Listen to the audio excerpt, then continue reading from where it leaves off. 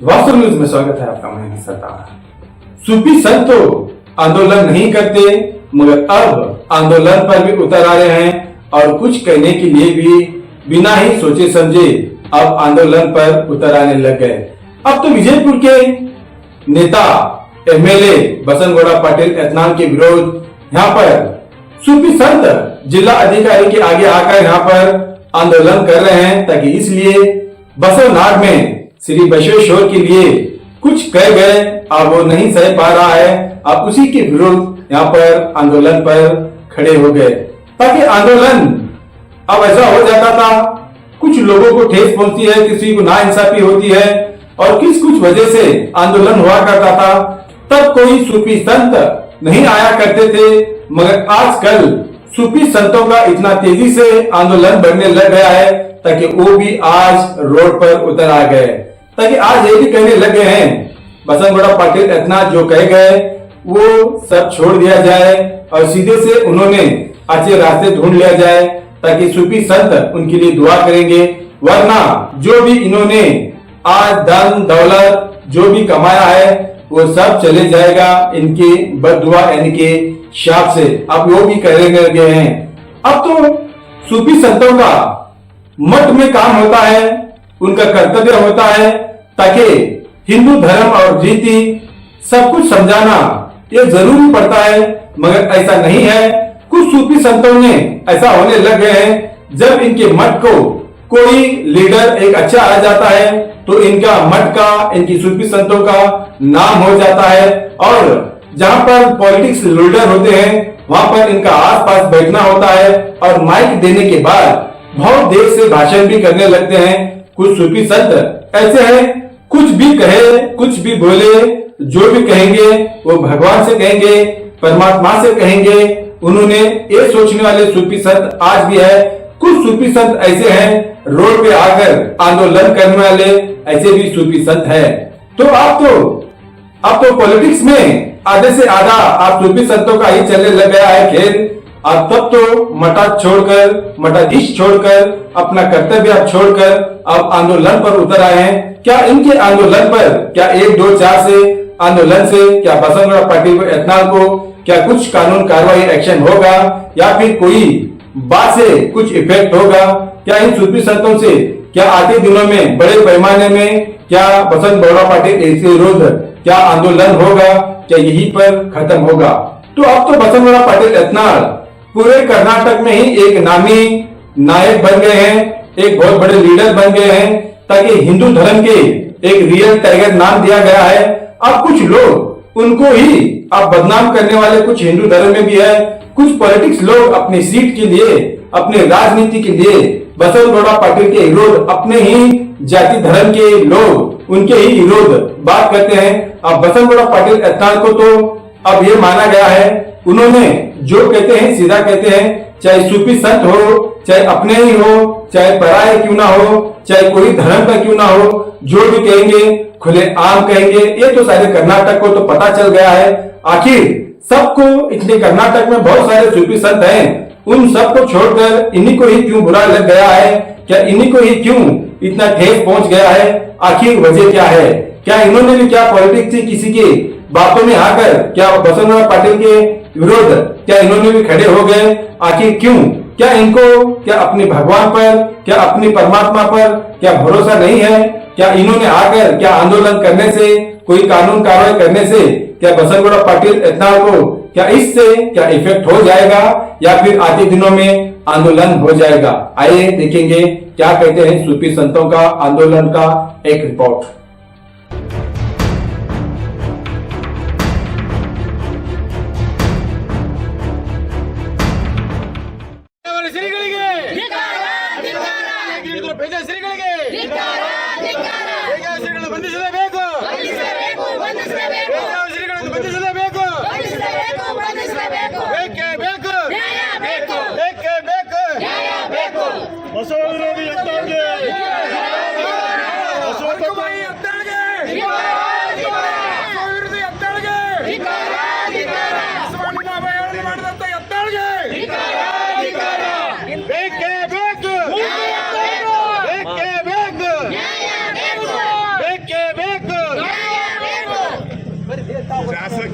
Suspend ಆಗಲೇಬೇಕು.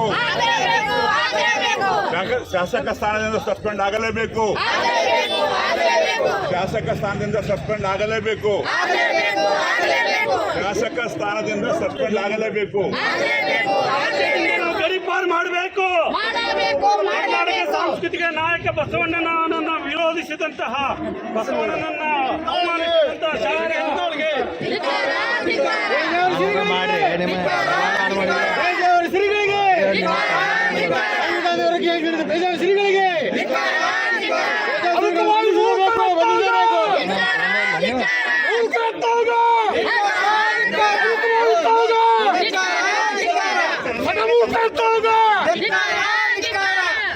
ಕೋಮುವಾದಿ ಬಸನಗೌಡ ಪಾಟೀಲ್ ಯತ್ನಾಳ್ಗೆ, ಹೊರಗುಬಾಯಿ ಯತ್ನಾಳ್ಗೆ,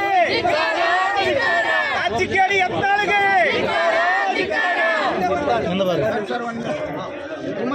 ಬಸವ ಪರ, ದಲಿತ ಪರ ಹಾಗೂ ಪ್ರಗತಿಪರ ಸಂಘಟನೆಗಳ ಒಕ್ಕೂಟ ವಿಜಯಪುರ, ಹೇಡಿನ ಕಚೇರಿ, ಶಾಹೂನಗರ, ಮಿರಾನ್ ಮೆಡಿಕಲ್ ಹತ್ತಿರ ವಿಜಯಪುರ.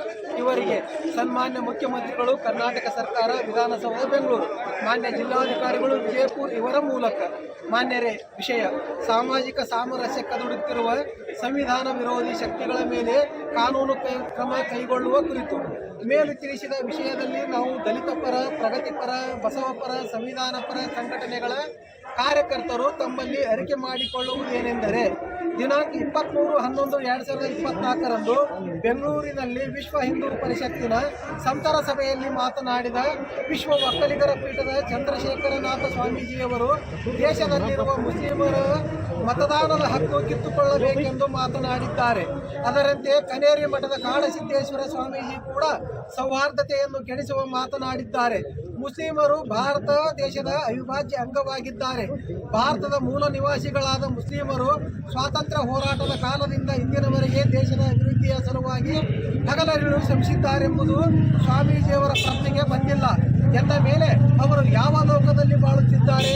ಇದೇ ಸಂತ ಸಮಾವೇಶದಲ್ಲಿ ಉಡುಪಿಯ ಅಷ್ಟಮಠಗಳಲ್ಲಿ ಒಂದಾದ ಪೇಜಾವರ ಮಠದ ವಿಶ್ವ ಪ್ರಸನ್ನ ತೀರ್ಥರು ನಮಗೆ ಗೌರವ ಕೊಡುವ ಸಂವಿಧಾನ ಬೇಕು, ಈ ಸಂವಿಧಾನ ಹಿಂದೂಗಳ ಪರವಾಗಿಲ್ಲ ಎನ್ನುವ ಸಂವಿಧಾನ ವಿರೋಧಿ ಮತ್ತು ಹಾಗೂ ಉದ್ದಟತನದ ಹೇಳಿಕೆ ನೀಡಿದ್ದಾರೆ. ವಕ್ಫ್ ಹೋರಾಟದ ನೆಪದಲ್ಲಿ ಬೀದರಿನಲ್ಲಿ ನಡೆದ ಸಭೆಯೊಂದರಲ್ಲಿ ವಿಜಯಪುರ ನಗರ ಶಾಸಕ ಬಸನಗೌಡ ಪಾಟೀಲ್ ಯತ್ನಾಳ್ ಅವರು ಬಸವಣ್ಣನವರು ಹೊಳೆಗೆ ಹಾರಿ ಸತ್ತರು ಎಂಬ ಉದ್ದಟತನದ ಹೇಳಿಕೆ ನೀಡಿದ್ದಾರೆ. ಇದು ಅಸಂಖ್ಯಾತ ಬಸವ ಅನುಯಾಯಿಗಳ ಮನಸ್ಸನ್ನು ನೋಯಿಸಿದೆ.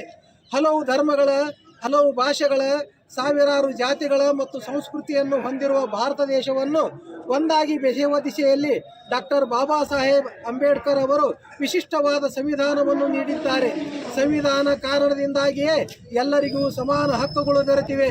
ಜಗತ್ತಿನಲ್ಲೇ ಶ್ರೇಷ್ಠವೆನಿಸಿಕೊಂಡ ಭಾರತ ಸಂವಿಧಾನದ ಮೇಲೆ ಮನುವಾದಿಗಳು ನಿರಂತರವಾಗಿ ಆಕ್ರಮಣ ನಡೆಸಿದ್ದಾರೆ. ಈ ಆಕ್ರಮಣದ ಭಾಗವಾಗಿಯೇ ಪೇಜಾವರ ಮಠದ ವಿಶ್ವ ಪ್ರಸನ್ನ ತೀರ್ಥ ಸ್ವಾಮಿಗಳು ಮತ್ತು ಒಕ್ಕಲಿಗರ ಪೀಠದ ಚಂದ್ರಶೇಖರ ಸ್ವಾಮಿಗಳು ಮತ್ತು ಕನ್ನೇರಿ ಮಠದ ಕಾಡಸಿದ್ದೇಶ್ವರ ಸ್ವಾಮಿಗಳು ಸಂವಿಧಾನ ವಿರೋಧಿ ಮತ್ತು ದೇಶದ್ರೋಹಿ ಹೇಳಿಕೆಗಳನ್ನು ನೀಡಿರುವುದು ಖಂಡನೀಯವಾಗಿದೆ. ಕರ್ನಾಟಕದ ಸಾಂಸ್ಕೃತಿಕ ನಾಯಕ ಎಂದು ಕರ್ನಾಟಕ ಸರ್ಕಾರವೇ ಘೋಷಿಸಿರುವ ವಿಶ್ವಗುರು ಬಸವಣ್ಣನವರ ಕುರಿತಾಗಿ ವಿಜಯಪುರ ನಗರ ಶಾಸಕ ಬಸನಗೌಡ ಪಾಟೀಲ್ ಯತ್ನಾಳ್ ಅವರು ಅವಹೇಳನಕಾರಿ ಹೇಳಿಕೆ ನೀಡಿರುವುದು ಸಹ ಖಂಡನೀಯವಾಗಿದೆ. ಸಂವಿಧಾನ ವಿರೋಧಿ ಶಕ್ತಿಗಳು ಮತ್ತು ಬಸವ ವಿರೋಧಿ ಮನಸ್ಥಿತಿಯ ಈ ವ್ಯಕ್ತಿಗಳನ್ನು ಅದೇ ಮನಸ್ಥಿತಿಯ ಹಲವು ಸ್ವಾಮಿಗಳು, ರಾಜಕೀಯ ಮುಖಂಡರು ಬೆಂಬಲಿಸಿರುವುದು ಕೂಡ ಖಂಡನಾರ್ಹವಾಗಿದೆ. ಇಂಥ ಸಂವಿಧಾನ ಮತ್ತು ಸಮಾನತೆ ವಿರೋಧಿ ವ್ಯಕ್ತಿಗಳ ವಿರುದ್ಧ ಕರ್ನಾಟಕ ಸರ್ಕಾರವು ಸ್ವಯಂ ಪ್ರೇರಣೆಯಿಂದ ದೇಶದ್ರೋಹಿ ಎಂದು ಪ್ರಕರಣ ದಾಖಲಿಸಬೇಕಿತ್ತು. ಆದರೆ ಸರ್ಕಾರವು ಮೌನವಾಗಿರುವುದು ಕೂಡ ಅವರ ಪರವಾಗಿಯೇ ಇದೆ ಎಂಬ ಭಾವನೆ ಸಾರ್ವಜನಿಕರಲ್ಲಿ ಮೂಡುವಂತಾಗಿದೆ. ಕಾರಣ ಸರ್ಕಾರವು ಪೇಜಾವರ ಮಠದ ವಿಶ್ವ ಪ್ರಸನ್ನ ತೀರ್ಥರು, ಚಂದ್ರಶೇಖರ ನಾಥ ಸ್ವಾಮಿಗಳು ಮತ್ತು ಶಾಸಕ ಬಸನಗೌಡ ಪಾಟೀಲ್ ಯತ್ನಾಳರ ಹಾಗೂ ಕನ್ನೇರಿ ಮಠದ ಕಾಡಸಿದ್ದೇಶ್ವರ ಸ್ವಾಮಿಗಳ ವಿರುದ್ಧ ಕೇಸು ದಾಖಲಿಸಿ ಅವರನ್ನು ಬಂಧಿಸಿ ಕಾನೂನು ಕ್ರಮ ಕೈಗೊಳ್ಳಬೇಕು ಎಂದು ನಾವು ಆಗ್ರಹಿಸುತ್ತೇವೆ. ಇಲ್ಲವಾದರೆ ಸರ್ಕಾರದ ವಿರುದ್ಧವೇ ಉಗ್ರವಾದ ಹೋರಾಟ ಮಾಡಬೇಕಾಗುತ್ತದೆ ಎಂದು ಎಚ್ಚರಿಸುತ್ತೇವೆ. ಧನ್ಯವಾದಗಳೊಂದಿಗೆ ತಮ್ಮ ವಿಶ್ವಾಸಿಗಳಾದ ಎಲ್ಲ ಸ್ವಾಮೀಜಿಗಳು ಹಾಗೂ ಇಲ್ಲಿ ಸೇರಿದ ಎಲ್ಲ ಬಸವ ಪರ, ದಲಿತ ಪರ, ಅಂಬೇಡ್ಕರ್ ಪರ, ಪ್ರಗತಿಪರ ಚಿಂತಕರು. ಬಸವ ವಿರೋಧಿ ಬಸವ ವಿರೋಧಿ ಎತ್ತಾಳಿಗೆ ಭಾಜಪ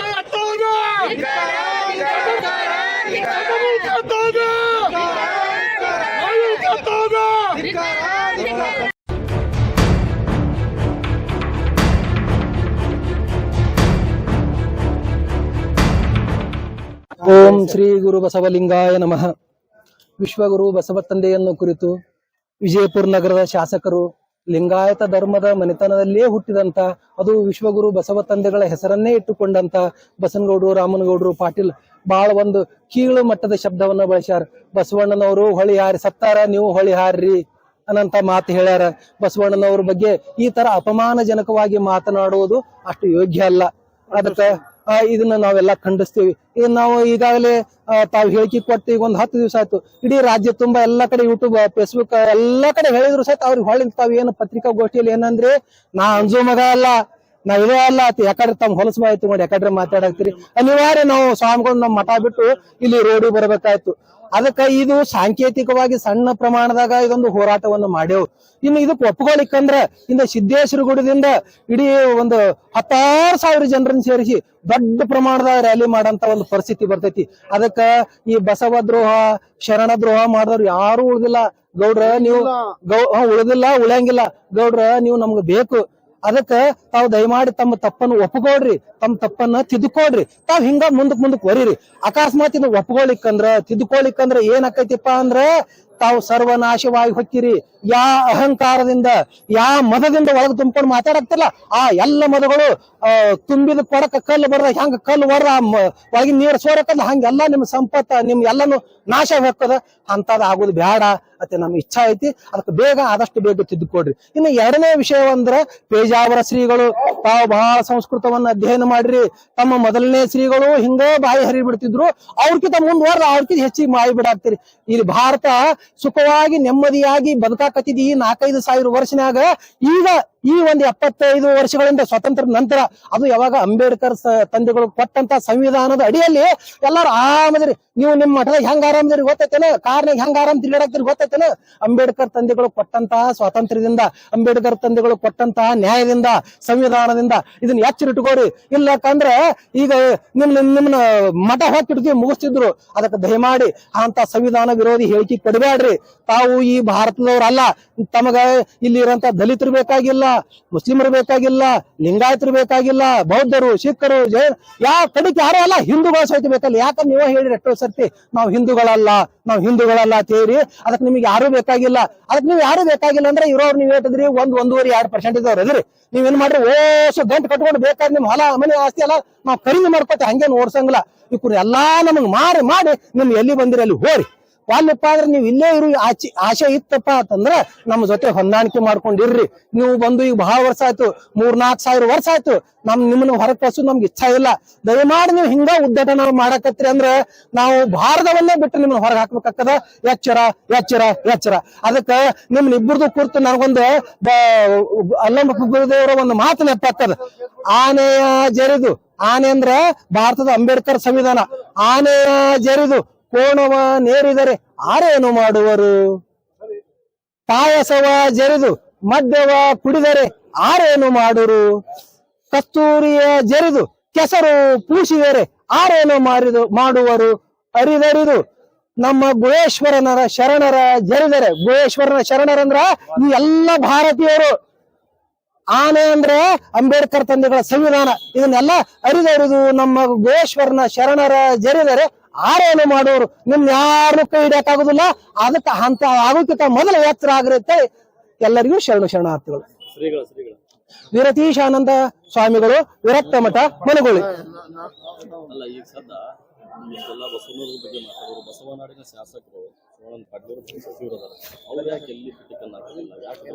ಅದು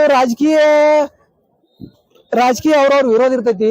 ಅದನ್ನೆಲ್ಲ ತಂದು ರಾಜಕೀಯಕ್ಕೆ ಹಾಕುದು ಆಗ್ಬಾರ್ದು ಅನ್ನತ್. ಯಾಕಂದ್ರ ಅವರು ಶಿವಾನಂದ ಪಾಟೀಲ್ರು ಲಿಂಗಾಯತರದಾರ, ಬಸನಗೌಡರು ಲಿಂಗಾಯತರದ. ಮತ್ತೆ ಇದು ಯಾಕೆ ಇದು ರಾಜಕೀಯ ವಿಷಯ, ಇದು ಬಸವ ಭಕ್ತರ ನಾಡಿನ ತುಂಬಾ ಅದಾರ. ಅವರೆಲ್ಲ ಎಚ್ಚೆತ್ತುಕೊಂಡು ಕೆಲಸ ಮಾಡ್ಲಿ ಅಂತ ಶಿವಾನಂದ ಪಾಟೀಲ್ರು ಇದನ್ನ ಬಿಟ್ಟಿರ್ಬಹುದು. ಬಹುಶಃ ಯಾರ್ರಿ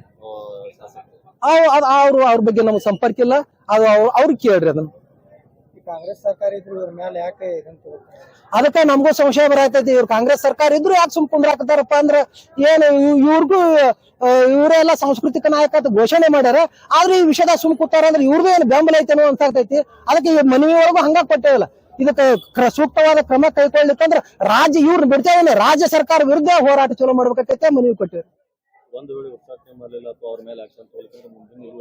ರಾಜ್ಯ ಸರ್ಕಾರ ವಿರುದ್ಧನೇ ಇದು ನಮ್ಮ ವಿಜಯಪುರ ಬಸವನಾಡದಲ್ಲಿ ಈಗ ಆರಂಭ ಆಗೈತಿ. ಇದು ಎಲ್ಲ ಜಿಲ್ಲೆಗಳಲ್ಲಿ, ಎಲ್ಲ ತಾಲೂಕಾ ಕೇಂದ್ರದಲ್ಲಿ, ರಾಜ್ಯದಲ್ಲಿ ಮಹಾರಾಷ್ಟ್ರ, ಕರ್ನಾಟಕ, ಆಂಧ್ರ, ತೆಲಂಗಾಣ, ತಮಿಳುನಾಡು, ಇಡೀ ದಕ್ಷಿಣ ಭಾರತದಲ್ಲಿ ಇದು ಕಾಡ್ಗಿಚ್ಚಿನ ತರ ಇದು ಎಲ್ಲ ಈ ಹೋರಾಟ ನಡೀತೈತಿ. ಇದಕ್ಕೆ ಅದಕ್ಕೂ ಬಗ್ಲಿಕ್ಕಂದ್ರ ಮತ್ತೆ ಬಸವಣ್ಣನವರು, ಬಸವ ತಂದೆಗಳು ಏನ್ ಬುದ್ಧಿ ಕೊಡ್ತಾರ ಆತರ ಎಲ್ಲರೂ ಮುಂದಿನ ಕ್ರಮ ಕೈಗೊಳ್ತೀವಿ.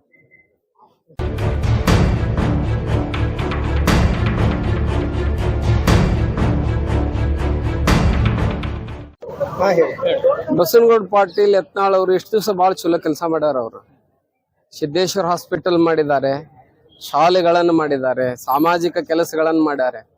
ವಿನಾಶಕಾಲೆ ವಿಪರೀತ ಬುದ್ಧಿ ಅಂತ ಹೇಳ್ತಾರ. ಮನುಷ್ಯನಿಗೆ ಮುಂದೆ ವಿನಾಶ ಬರೋ ಹೊತ್ನ್ಯಾಗ ಅದು ಏನೇನೋ ಕೆಟ್ಟ ಕೆಲಸ ಮಾಡ್ತದಂತ. ಬಹುಶಃ ಅಂತ ಕೆಲಸವನ್ನ ಬಸವನಗೌಡರು ನಮ್ಮ ಬಿಜಾಪುರ ಜಿಲ್ಲೆ ಪ್ರಪಂಚಕ್ಕೆ ಕೊಡುಗೆಯನ್ನು ಕೊಟ್ಟಂತ ಬಸವಣ್ಣನವರನ್ನ, ಬಸವಾದಿ ಪ್ರಮಥರನ್ನ ಅವರನ್ನ ಅವಹೇಳನಕಾರಿಯಾಗಿ ಅಗೌರವಯುತವಾಗಿ ಮಾತನಾಡ್ತಾ ಇರೋದು ಸಮಸ್ತ ಲಿಂಗಾಯತರಿಗೆ ಅಥವಾ ಸಮಸ್ತ ನಾಡಿನ ಜನರಿಗೆಲ್ಲ ಏನಾಗಿದೆ ಅಂತ ಕೇಳಿದ್ರೆ ಭಯಂಕರ ನೋವಾಗಿದೆ. ಅದಕ್ಕೆ ಇವತ್ತು ಆ ನೋವನ್ನು ತಡೆದುಕೊಳ್ಳೋದಕ್ಕೆ ನಾವೆಲ್ಲರೂ ಏನಾಗಿದೆ ಅಂತ ರಸ್ತೆಗಿಳಿದು ಬೀದಿಗಿಳಿದು ಪ್ರತಿಭಟನೆಯನ್ನ ಮಾಡ್ತಾ ಇದ್ದೇವೆ. ಬಸವನಗೌಡರ ಸಲುವಾಗೆಲ್ಲ, ಬಸವನಗೌಡರ ಲಿಂಗಾಯತ ದೇಹ ಒಳಗಿರ್ತಕ್ಕಂತ ಬ್ರಾಹ್ಮಣ ಮೈಂಡ್ ಏನಿದೆ ಅಲ್ಲ, ಸಾಫ್ಟ್ವೇರ್, ಬ್ರಾಹ್ಮಣ ಸಾಫ್ಟ್ವೇರ್ ಇದೆ, RSS ಸಾಫ್ಟ್ವೇರ್, ಅದಕ್ಕಾಗಿ ನಮ್ಮ ವಿರೋಧ ಇದೆ. ಅವರು ಲಿಂಗಾಯತರಾಗಿ ಬೆಳಿಲಿ. ಇನ್ನೂ ಹರೀಶ್ ಬರ್ಲಿ, ಅವರು ನಮ್ಮ ಕರ್ನಾಟಕದ ಮುಖ್ಯಮಂತ್ರಿ ಆಗ್ಲಿ, ನಮ್ಗೆ ಬೇಡ ಅನ್ನಂಗಿಲ್ಲ ನಾವು. ಆದ್ರೆ ಈ ಬಸವ ವಿರೋಧಿ ನಿಲುವನ್ನ, ಸಮಾನತೆ ವಿರೋಧಿ ನಿಲುವನ್ನ, ಬ್ರಾಹ್ಮಣರ ಬುದ್ಧಿಯನ್ನು ಇಲ್ಲಿ ತೋರಿಸ್ತಾ ಇರ್ಲಿ ಅಂತ ಹೇಳಿ ನಾನು ಭಗವಂತನಲ್ಲಿ ಬೇಡ್ಕೊತೇನೆ. ಓಂ ಶ್ರೀ ಗುರು ಬಸವಲಿಂಗಾಯ ನಮಃ. ವಿನಾಶ ಕಾಲಕ್ಕ ಇಬ್ಬರು ಬುದ್ಧಿ ಎಂಬಂತೆ ಯತ್ನಾಳ್ ಅವರು, ಬಿಜೆಪಿ ಶಾಸಕರಾಗಿರ್ತಕ್ಕಂಥ ಯತ್ನಾಳ್ ಅವರು ಬಸವಣ್ಣವರ ಕುರಿತು ಬಹಳ ಹಗುರವಾಗಿ ಮಾತಾಡ್ತಾರೆ. ಎಲ್ಲ ಲಿಂಗಾಯತರಿಗೂ ಬಸವ ಭಕ್ತರಿಗೂ ಬಹಳಷ್ಟು ನೋವಾಗಿದೆ. ಆ ಉದ್ದಟತನ, ಮಂಡತನ ಬಿಡಬೇಕು, ಕ್ಷಮಾ ಕೇಳಬೇಕು ಅವನು. ಮತ್ತು ಬಸವಣ್ಣವರಿಗೆ, ವಿಶ್ವಗುರು ಬಸವಣ್ಣವರಿಗೆ ಬಹಳ ಹಗುರವಾಗಿ ಮಾತಾಡ್ತಾನೆ. ಅದರಿಂದ ಅವನ ತಾಕತ್ತಿದ್ರೆ, ಏನಾದ್ರು ಮಾನ ಮರ್ಯಾದೆ ನಾಚಿಕೆ ಅವನಿಗಿದ್ರೆ ಕೂಡಲೇ ಅವನು RSS ಮತ್ತು ಹಿಂದೂ ಕೋಟರಿಯಲ್ಲಿ ಟಿಕೆಟ್ ತಗೋಬೇಕು. ಅವನು ಉಂಡು ಮಣಿಗೆ ಜಂತಿ ನಡೆಸುವಂತ ಮೂರ್ಖ ಬಸವನಗೌಡ. ನಾನು ಕೇಳಿಕೊಳ್ಳೋದು ಏನಂದ್ರೆ, ಅವನು ಲಿಂಗಾಯತ ಅಡಿಯಲ್ಲಿ, ಲಿಂಗಾಯತ ಕೋಟದಲ್ಲಿ ಟಿಕೆಟ್ ತಗೋಬಾರ್ದು. ಅವನು ಒಂದ್ ವೇಳೆ ಅಷ್ಟು ತಾಕತ್ತಿದ್ರೆ ಅವನು ಹಿಂದೂ ಕೋರ್ಟ್ ಅಡಿಯಲ್ಲಿ, RSS ಕೋರ್ಟ್ ಅಡಿಯಲ್ಲಿ ಅವನು ಟಿಕೆಟ್ ತಗೋಬೇಕು ಅಂತ ನಾನು ಎಲ್ಲ ಈ ಮಾಧ್ಯಮದ ಮುಖಾಂತರ ಬೇಡಿಕೊಳ್ಳುತ್ತೇನೆ. ಮತ್ತೊಂದು ವಿಷಯ ಏನಂದ್ರೆ, ಎಲ್ಲಾ ಸ್ವಾಮೀಜಿಗಳು ಖಂಡನೆ ಮಾಡಿದಾಗ ಜಯ ಮೃತ್ಯುಂಜಯ ಸ್ವಾಮಿಗಳು ಖಂಡನೆ ಮಾಡಿಲ್ಲ, ಅವರು ಹೊರವಾಗಿದ್ದಾರೆ. ಈಗ ಈ ಎಲ್ಲರೂ ಜಾಗೃತ ಆಗ್ಬೇಕು. ಏನು ಬಸವನಗೌಡರ ಗುರುಗಳು, ಬಸವನಗೌಡರ ಶಿಷ್ಯನು ಜಯ ಮೃತ್ಯುಂಜಯ ಸ್ವಾಮಿ ಸ್ಪಷ್ಟೀಕರಣ ಮಾಡಬೇಕು. ಬಹಳ ಉಗ್ರವಾಗಿ ಹೋರಾಟ ಮಾಡ್ತೀವಿ, ಕ್ಷಮೆ ಕೇಳದಿದ್ರೆ.